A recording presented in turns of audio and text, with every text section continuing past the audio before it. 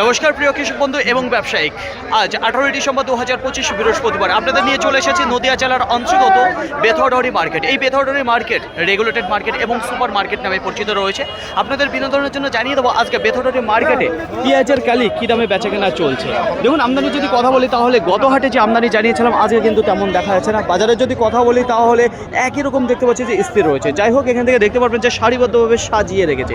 কী দামে বেচাকেনা হচ্ছে এখানে দেখতে পাচ্ছি কিন্তু সুপার কোয়ালিটির পেঁয়াজের কোয়ালিটি রয়েছে, একেবারে তরতাজা দেখতে পারবেন যে নিয়ে চলে এসেছে। যাই হোক, আজকের বাজারে এখানে যে পেঁয়াজের গাড়িটা দেখতে পাচ্ছি বিক্রি হয়ে গেছে 43 টাকা পার কিলো, কুইন্টাল প্রতি 4300 টাকা।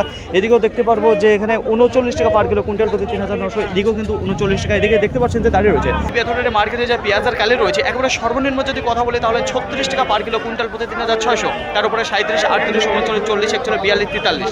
তো দেখুন 36 টাকা থেকে এদিকে দেখতে পাচ্ছি 43 টাকা পর্যন্ত রান করছে, যেখানে কুইন্টাল প্রতি 3600 থেকে 4300 টাকা কুইন্টাল প্রতি বেচাকেনা চলছে পেঁয়াজের কালি বেথরডি মার্কেটে।